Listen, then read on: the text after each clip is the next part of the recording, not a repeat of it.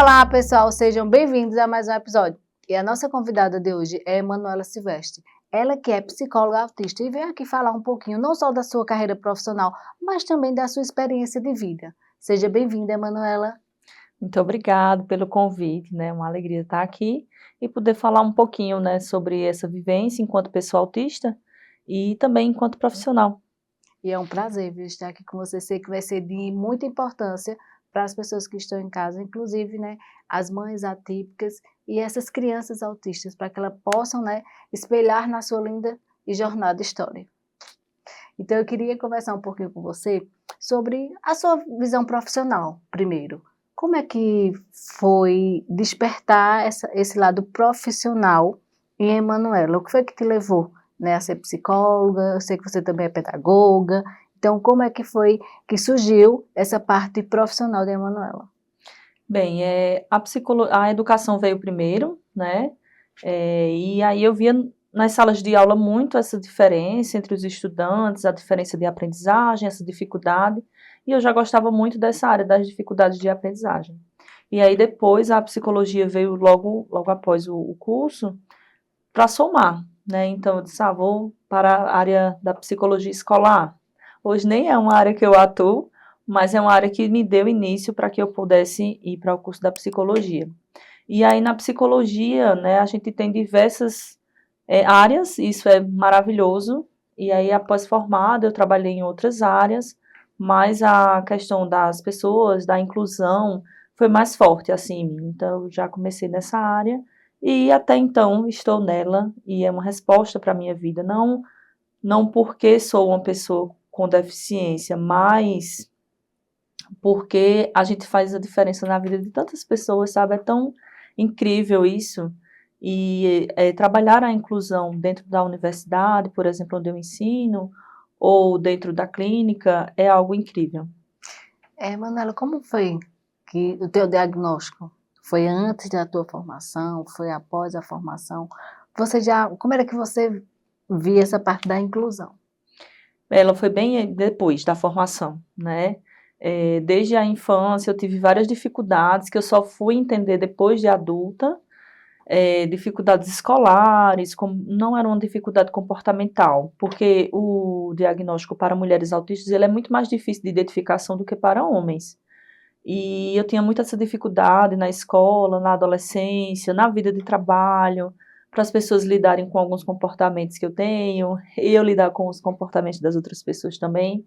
Então, depois da vida adulta e depois do diagnóstico do meu filho, eu senti que as coisas estavam caminhando para que chegasse ao meu diagnóstico. Então, eu procurei vários profissionais e, infelizmente, o diagnóstico para adulto ele é muito cruel no processo, porque a maioria dos médicos não estão aptos para esse diagnóstico. E aí eu levei vários nãos e várias Dúvidas, né? transtornos que eu não tinha. Então, por exemplo, o primeiro foi transtorno da ansiedade generalizada, depois foi de síndrome do pânico e assim por diante. Então, eu tive que passar por vários profissionais para que um entendesse e me encaminhasse para a avaliação neuropsicológica. E ele nem entendeu, ele só disse que ia passar a avaliação porque para tirar a minha dúvida, mas que ele já sabia que não era. E aí foi nessa avaliação neuropsicológica que eu tive respostas para mim. Então, por exemplo, hoje meu diagnóstico me dá respostas que antes eu achava que era culpa minha, alguns comportamentos, era culpa minha, algumas reações das pessoas. E hoje em dia eu vejo que não é, né? Então, assim, para mim trouxe muitas respostas e que eu me compreendo mais em relação a isso. Então, isso foi muito bom.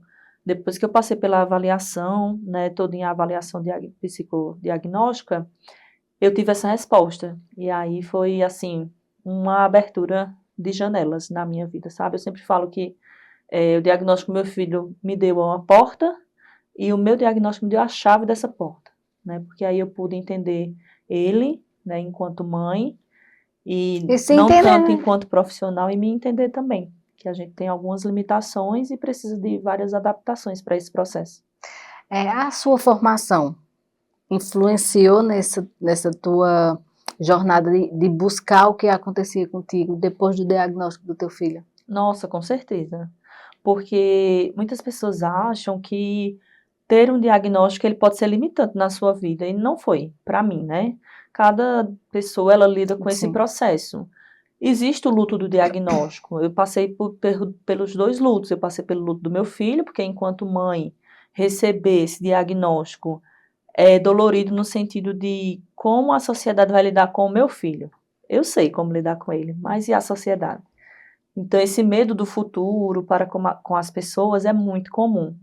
E o meu é porque eu já tinha toda uma formação, já estava bem caminhando no trabalho e vem um diagnóstico e eu sentia receio de ser descredibilizada dessa situação.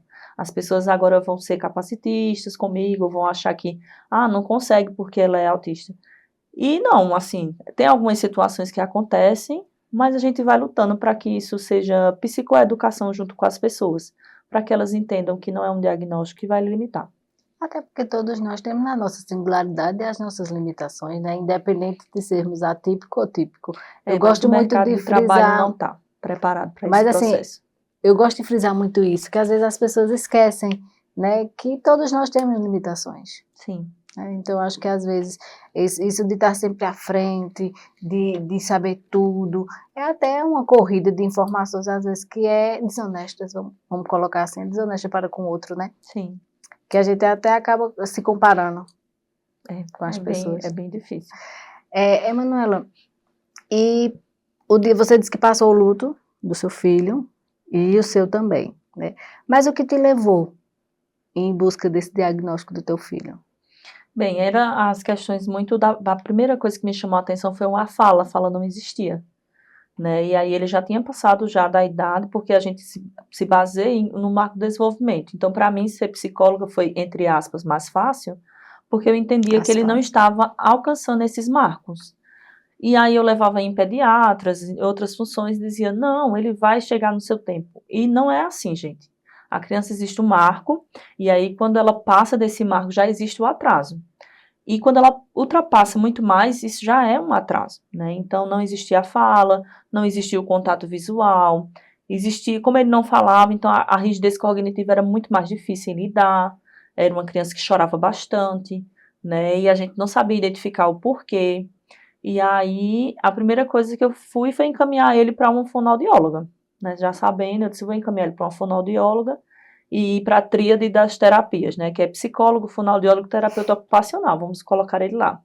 E aí, após 6 meses de atendimento, eu pedi um relatório das profissionais para poder ele ir para a neuropediatra, onde ela fechou o diagnóstico, que é a profissional que fecha esse diagnóstico. E aí foi esse processo, assim, com ele. Você falou recentemente sobre o mercado de trabalho voltado, né, à questão do autismo. Depois de todo esse processo, mesmo sabendo que ainda não é fácil, mudou algo na sua vida em relação a isso? Acho que sim, acho que pelo menos as pessoas que trabalham comigo, elas têm mais ciências, assim, ciência do que uma pessoa autista necessita, tal. Como eu falo, né, e para as pessoas isso é incrível, e assim, as pessoas acham que, no geral, não só no trabalho, mas no geral, as pessoas acham que o autista não fala, que o autista não trabalha, não constitui família, e isso foi um discurso que eu ouvi no meu processo de busca, e ainda é um discurso, assim, que várias pessoas capacitistas ainda têm. Então, no trabalho não mudou muito, assim, só as pessoas entendem mais e elas são mais respeitosas em relação a isso. Qual a tua maior dificuldade antes do diagnóstico e hoje que tu consegue lidar melhor com isso? O filtro, com certeza. A literalidade. Acho que o filtro, nossa, melhorou muito, até porque eu estou em psicoterapia, né, eu preciso estar nesse processo, então o filtro tem melhorado bastante, depois de muito treinamento, porque é muito difícil, né, para mim é muito difícil, é uma dificuldade muito grande, e essa falta de filtro me meteu em um monte de confusão, assim, pelas pessoas, elas não entendem, aí elas interpretam como arrogância, falta de educação, ignorância, e não é, né, eu acho que a sociedade está um pouquinho aquém de reconhecer as verdades e tal, então fica meio assim, eles ficam receosos com esse processo. Mas hoje em dia tem melhorado, vamos dizer assim, uns 60%. Um bom avanço, né? E é importante você trazer, né, toda essa informação para essas mães que estão aí nessa jornada com essas crianças, que elas entendam também que por mais difícil, que vai muito também do nível, cada um tem sua, como você falou, limitações e o seu nível, mas que o autista ele é capaz, né? Dentro dessa limitação, e eu acho que você falou que era a chave da porta, que eu acho que ele trouxe uma grande libertação, Sim. né? De entender coisas que às vezes a gente fica pensando, o que é que acontece, por que isso acontece? Então isso é algo, na minha concepção, muito importante, inclusive dentro dessa inclusão, e costumo dizer integralização, porque eu acho que não é só entre eu e eu mesma, eu e minha família, ou eu na parte pedagógica, mas sim social, né? E no contexto geral, acho que faz uma enorme importância essa inclusão. Por isso que aqui nós não trabalhamos com inclusão. A inclusão faz parte, que tem que ser uma coisa natural, né? A gente coloca muito isso. A inclusão não era para existir. Por que incluir? Deve ser uma coisa naturalizada. Então a gente trabalha muito com essa integralização, esse respeito familiar, social, do próprio indivíduo dentro de toda a sociedade. Então, acho que é muito importante essa parte que você traz dessa chave de libertação. Quando Né? você fala dessa questão das mães, né, como lidar com essa questão, acho que, para mim, na minha concepção, enquanto mãe, enquanto pessoa autista, existe um trio que eu chamo o trio da felicidade, que é escola, família e terapeutas. Então, todo mundo precisa fazer sua parte, sabe? Não adianta eu trazer meu filho para a terapia e chegar em casa e não fazer as atividades da terapia, o que as profissionais me recomendam, e seguir a vida ignorando essa situação. Eu ainda acrescento mais sociedade. Sim. Né? Mas eu falo no sentido da preparação sim. para o sujeito para a evolução, sabe? Depois a escola precisa estar muito bem preparada para receber pessoas com deficiência no geral, né? E aí, assim, enfatizo a rede pública de ensino como pioneira, assim, de todas as escolas que eu conheço, a rede municipal de ensino, ela tem hoje o melhor aparato para fazer um acompanhamento de pessoas com deficiência, sabe? Elas têm os profissionais já inseridos na escola, elas têm os apoios que estão participando de formações todos os meses, então são profissionais, é uma rede que busca isso é muito bom. Hoje eu mantenho meu filho na rede pública porque sei que lá tem um melhor acompanhamento em relação a isso, né, e o quanto ele tem progredido nesse processo. E a família, né, e a escola e os terapeutas, né, então são profissionais que precisam estar muito comprometidos com isso, acreditar mesmo na causa, porque todas as pessoas podem aprender. Todas as pessoas podem aprender, todas as pessoas podem evoluir, mas a gente precisa estar num trabalho de formiguinha, sabe, insistindo no processo. Então, por exemplo, se você tem um filho que não fala, você precisa insistir nesse processo. Se você tem um filho que tem uma restrição alimentar, uma seletividade, você precisa insistir nesse processo. Ele é longo, ele é cansativo, ele é doloroso emocionalmente para quem cuida, porque muitas vezes são as mães, por exemplo, que deixam seus empregos para cuidar dos autistas. São as mães que abdicam de tudo para cuidar, então elas precisam de muito apoio nessa situação, né? E aí quando elas veem, essas borboletas estão voando, né? E elas permitam que isso voe, né? Muitas vezes a pessoa que cuida de outra pessoa com deficiência coloca ela dentro de uma bolha, e aí, é porque ele não consegue, é porque ele não faz, e isso atrapalha demais o desenvolvimento, né? Cada pessoa consegue ao seu modo. Então, pode ser que seu filho não chegue ao mercado de trabalho, mas possa ser que ele conclua o ensino médio. Possa ser que seu filho não conclua o ensino médio, mas conclua o fundamental e aprenda a ler. Então, cada pessoa ela tem o seu processo, né? E a gente não pode comparar um autista com outro, nunca, nunca, nunca. Porque assim como as pessoas típicas, as pessoas atípicas são singulares. Sim. E cada autista ele é único. E cada autista vai evoluindo de acordo com as proporções que são lhe dadas, né? Então é E muito eu importante. acredito muito assim, Manuela, quanto mais eu puder dar essa liberdade a ele, mais naturalidade ele vai ter e até mesmo de se compreender lá na frente. Sim. Né? Então, trazer para dentro de uma bolha não é a melhor opção. Uhum. Eu até entendo, né? Esses dias até falei com a mãe, eu estava vendo, a filha dela tem o quê? Uns 13 anos. E ela estava cortando a carne para ela comer. E ela sabe cortar.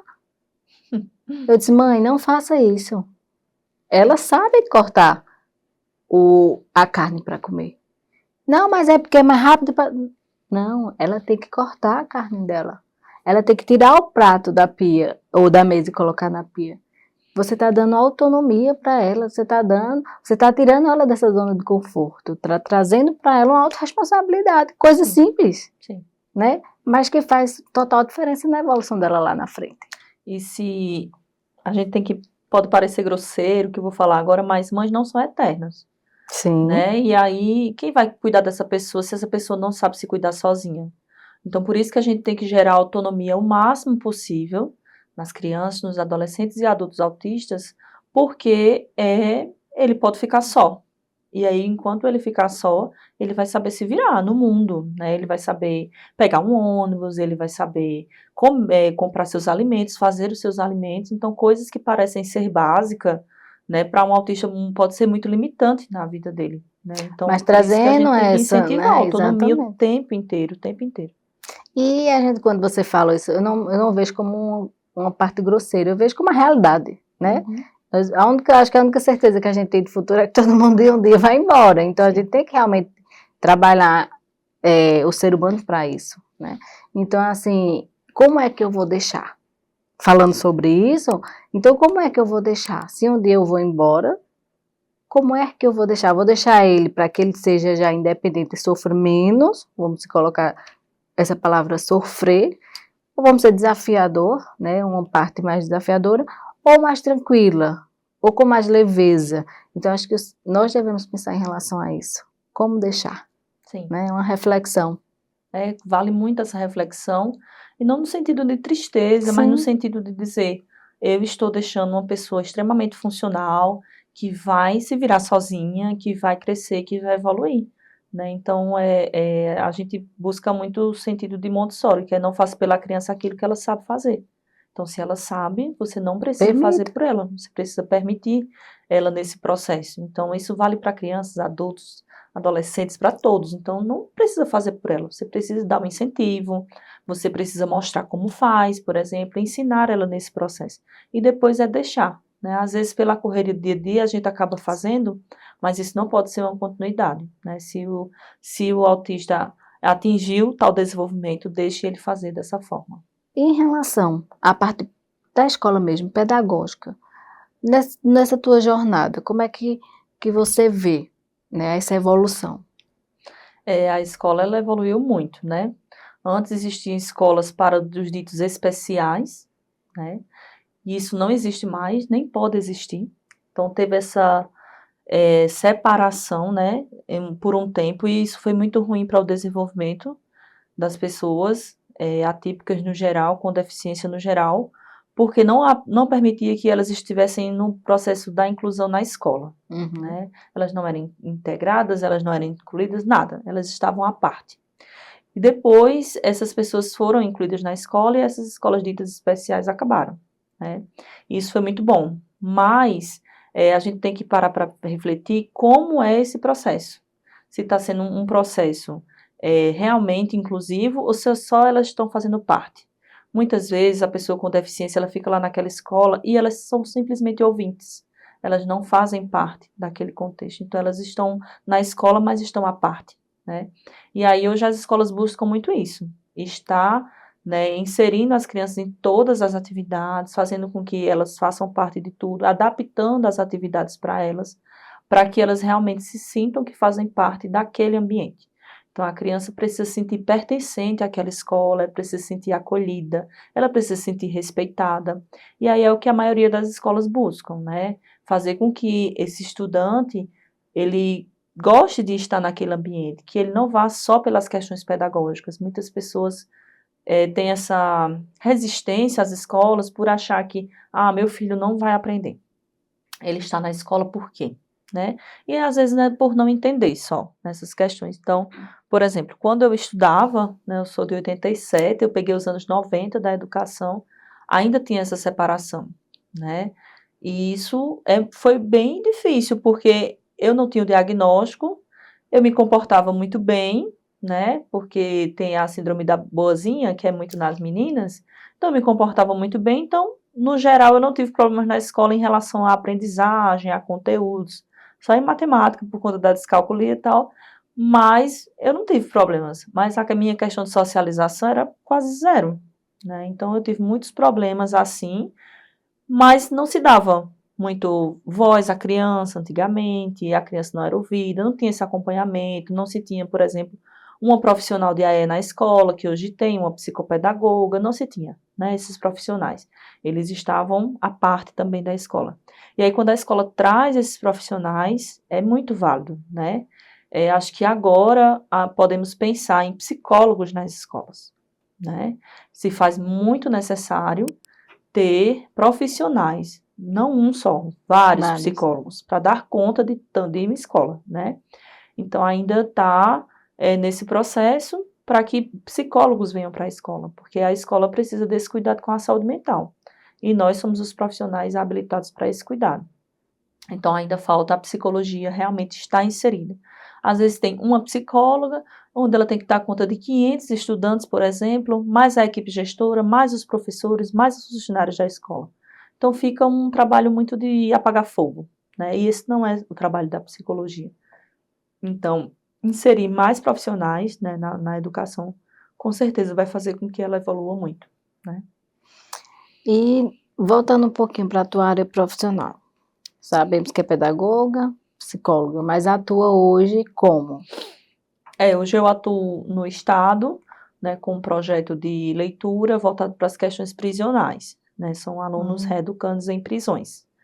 E, como psicóloga, eu já atuo como professora universitária. Mas clinicamente você não atua também? Ou... Atuo também, mas aí eu dei uma pausa por conta da gestação. E em breve, depois da licença, eu estarei voltando para a clínica. Emanuela, fala um pouquinho sobre esse programa que você hoje atua nele. O programa Remissão pela Leitura, ele tem como objetivo a ressocialização através da educação. Então, a educação, ela é incrível, né? Ela entra em todos os ambientes, inclusive na área prisional. E aí, esse projeto, ele atua em todo o estado de Pernambuco, né? E ele é formado por professoras, né, que vão ao presídio, dão uma aula sobre a questão de relatório de leitura, depois os reeducantes fazem um relatório de leitura, e após a aprovação, eles ganham menos 4 dias na sua pena. Então, isso, além de, o nosso objetivo principal é o incentivo à leitura, e com isso eles ganham essa remissão. E nós também temos outro grupo no remissão chamado Clube de Leitura, que são para pessoas privadas de liberdade que são analfabetas. E aí a gente ajuda eles nesse processo de alfabetização e eles também ganham a remissão. É um projeto muito valioso, assim, né? Ele existe em todo o Brasil, mas em Pernambuco ele é feito por professores, não por voluntários. Né? Isso faz toda a diferença na vida dos reeducandos, porque muitos deles saem, por exemplo, concluir o ensino médio na escola, e aí eles incentivam, tem alguns que contam a gente, quando eu sair eu vou querer uma biblioteca, eu estou gostando muito desse processo. Isso é muito bom, porque as pessoas privadas de liberdade, muitas vezes acabam perdendo muitos dos seus direitos, e aí eles conseguem, né, através da leitura, fazer essa viagem que a leitura faz. Então, isso é E o incrível. melhor que é o conhecimento, né? Sim, e o melhor que é o conhecimento. Então, muitas vezes eles saem com outra visão de mundo, né? Porque os livros dão isso a gente, isso é incrível. E aí eles saem com essa visão. E a gente desmistifica que não existe ressocialização. Ela existe, né? Ela pode ser uma parcela pequena, mas ela existe. Então, a educação faz isso lá, né? Nas 3 unidades que a gente cobre, que é Caruaru, Santa Cruz e Tacaimbó, que é a região agreste, né? Que eu cubro. E tem feito toda a diferença na vida desses sujeitos, né, que precisam também ter seus direitos garantidos. Eles também têm algum apoio psicológico ou realmente só da parte de pedagógica?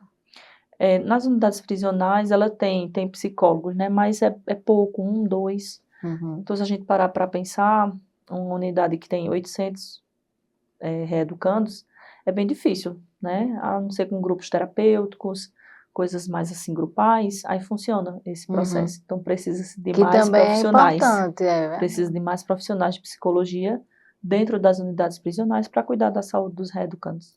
E é muito bonito esse projeto que você está aí à frente e que possa realmente trazer, né, essa reeducação aí para eles e que eles possam se descobrir diante da informação, do conhecimento. Ah, é muito bom fazer parte, porque muitas vezes as pessoas têm um receio muito grande, né? E aí a gente traz que existe a ressocialização, né? E a educação tem isso. Então, para mim, faz toda a diferença. É fazer a diferença na vida do outro, né? Também, isso é muito significativo. Agora, uma curiosidade, não sei se nessa tua jornada você vai saber falar algo em relação a isso. Tem algum preso que foi diagnosticado com autismo? Não, assim, até então, Que nas você... unidades que eu... Não tem, mas tem vários com outras deficiências. Transtornos, síndromes, deficiências físicas. Então, tem vários, né?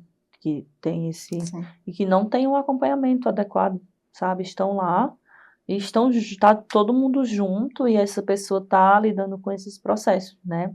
É tanto que o índice de medicamentos psiquiátricos nas unidades É. prisionais aumenta muito. Primeiro pelo isolamento, claro, e segundo pelo transtorno que muitas vezes essa pessoa tem e não sabe. E não está Não sendo sabe. tratado É. adequadamente, né? Uhum. Emanuela, muito obrigada pela sua participação. Foi importantíssimo todas essas informações que você trouxe. Você mostrou aqui o quanto que você é capaz de todas as suas formações, trabalho social, político. E eu queria que você, se pudesse, deixasse uma mensagem para essas mães, né, que estão aí nessa jornada de evolução dessas crianças atípicas. Queria primeiro dizer que acreditem no processo, né? O processo, ele é longo, ele pode ser longo, ele é cansativo, mas ele é possível, né? E quando a gente acredita nesse processo, a gente tem uma força, né? Busque apoio, né? Busque apoio para você, né? Porque a gente só pode cuidar do outro quando a gente está forte, e a gente precisa se fortalecer, né? Faça parte de grupos de mães atípicas, porque os grupos são incríveis e eles fortalecem muito a gente. Se informem, estudem. Quanto mais a gente procura estudar sobre a área, mais a gente se informa e mais a gente consegue ajudar nossos filhos nesse processo. E não desistam, né? Acho que não desistam mesmo. Façam com que os seus filhos, né, eles evoluam. E para esse percurso, são vocês que são a chave desse processo, né? Então, continue firmes, né? Seus filhos são incríveis do jeitinho que eles são, né? E a gente ama nossos filhos do jeitinho que eles são. Não coloquem a deficiência deles enquanto limitante dessa situação. Isso é só um diagnóstico. Isso não é o que vai limitar o seu filho a fazer nada. Então, é muito importante que a gente compreenda que a gente tem esse processo, né? Muitas pessoas falam que as mães são guerreiras, tal, mas elas sofrem diante desse processo, e aí elas precisam buscar esse cuidado para poder cuidar dos seus filhos e assim eles evoluírem. E entendam que é o processo, não é algo que você errou, não se culpe diante dessa situação, né? Porque muitas vezes existe essa culpa, e siga firme, né? Às vezes dá uma tristeza, alguma coisa, mas a gente retorna e segue enfrentando os desafios, porque lá na frente, né, vem essa colheita e a gente vai estar junto aos nossos para colher essas lindas evoluções. E que vocês possam abrir todas as portas que façam vocês evoluir. Até a próxima. Muito obrigada, viu? Obrigada.